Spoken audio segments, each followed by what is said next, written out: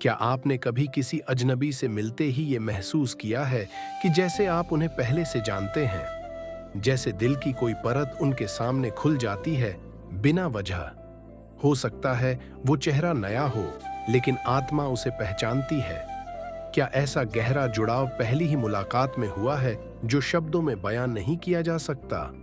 क्या आपने कभी महसूस किया है कि आपका रिश्ता केवल इस जन्म का नहीं, शायद जन्मों का है?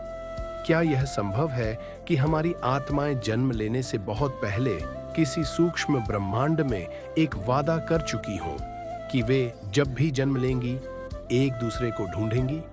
यह सवाल केवल भावुकता नहीं, बल्कि एक गहरी आत्मिक गूंज हो सकती है। आइए आज हम इस रहस्य के पर्दे को उठाते हैं, जहां प्रेम का आरंभ शरीर से नहीं, आत्मा के संकल्प से होता है। आधुनिक विज्ञान, खासकर क्वांटम फिजिक्स और मल्टीवर्स थ्योरी, यह कहती है कि हमारा ब्रह्मांड अकेला नहीं है। अनगिनत समानांतर ब्रह्मांड हो सकते हैं, और हो सकता है उनमें हम जैसे ही प्राणी, हमारे जैसे ही रिश्ते भी मौजूद हों। लेकिन भारतीय अध्यात्म इससे भी गहरा सच दिखाता है। हमारे शास्त्र कहते हैं कि आत्मा कोई स्थूल रचना नहीं, बल्कि सूक्ष्मतम ऊर्जा से बनी होती है, जो क्वार्क्स या इलेक्ट्रॉनों से भी परे है। यह आत्मा एक ऐसे स्तर पर होती है जहां कोई भाषा, कोई चेहरा, कोई नाम नहीं होता, केवल भावना, कंपन और चेतना होती है। यही आत्माएं एक दूसरे से जुड़ने का निर्णय करती हैं, एक वादा करती हैं कि वे हर जन्म में एक दूसरे को ढूंढेंगी। जब आत्माएं किसी सूक्ष्म जगत में एक आत्मिक कोड से जुड़ जाती हैं, तो वह कोड शरीर परिवर्तन के बावजूद उनके साथ चलता है। जब दो आत्माएं इस पृथ्वी पर जन्म लेती हैं और जब वे आमने सामने आती हैं, तो वह कोड सक्रिय हो जाता है। तब जाति, भाषा, धर्म या समय की कोई बाधा मायने नहीं रखती।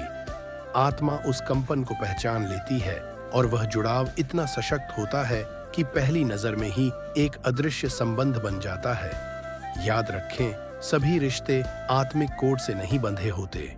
कई विवाह सामाजिक अनुबंध मात्र होते हैं, उनमें आत्माएं पहले कभी नहीं जुड़ी होती।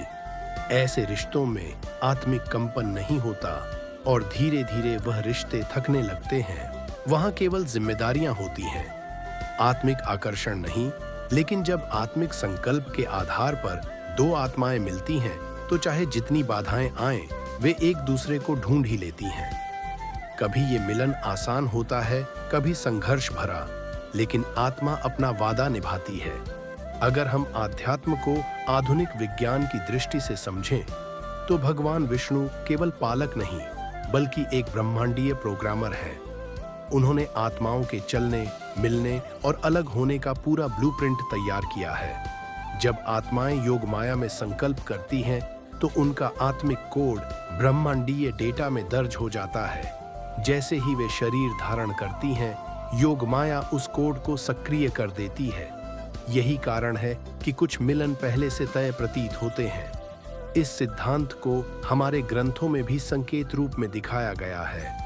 राधा कृष्ण का प्रेम केवल सामाजिक नियमों की अवहेलना नहीं था, वो एक आत्मा की पुकार थी। उन्होंने जो वादा सूक्ष्म जगत में किया था, उसे निभाने के लिए जन्म लिया। सावित्री सत्यवान की कथा में भी सावित्री ने पहली नजर में ही जान लिया कि यह वही आत्मा है जिससे वो जुड़ी हुई है। भले ही मृत्यु निश्चित थी, पर आत्मिक कोड की शक्ति से उसने यमराज तक को पराजित कर दिया। यदि कभी आपकी मुलाकात किसी ऐसे व्यक्ति से हुई हो और आपको महसूस हुआ हो कि कोई अधूरी कहानी पूरी हो गई, तो हो सकता है वह आत्मिक कोड जाग उठा हो। जब आप बिना कारण किसी की आंखों में खुद को पहचान लें, तो समझिए यह संयोग नहीं, ब्रह्मांड की योजना है। सच्चा आत्मिक मिलन तभी होता है जब दोनों आत्माएं उस कोड को पहचानें और स्वीकार करें, नहीं तो वह कोड निष्क्रिय रह जाता है। अगर इस कहानी ने आपके भीतर कोई हलचल मचाई, कोई भूली बिसरी स्मृति जागी, कोई चेहरा सामने आया, तो हो सकता है वो केवल कल्पना ना हो।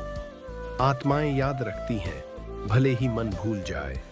शायद आपने भी अपने सोलमेट से कभी मिलन किया है, किसी और जीवन में, किसी और ब्रह्मांड में, या शायद आप आज भी उन्हें ढूंढ रहे हैं। अगर आप जानना चाहते हैं कि कैसे पहचाने कि आपका साथी वही आत्मा है जिसके लिए ब्रह्मांड ने योजना बनाई थी, क्या 36 गुण मिलना आत्मिक कोड का संकेत है? असफल विवाहों के पीछे असली कारण क्या है? तो नीचे कमेंट करें।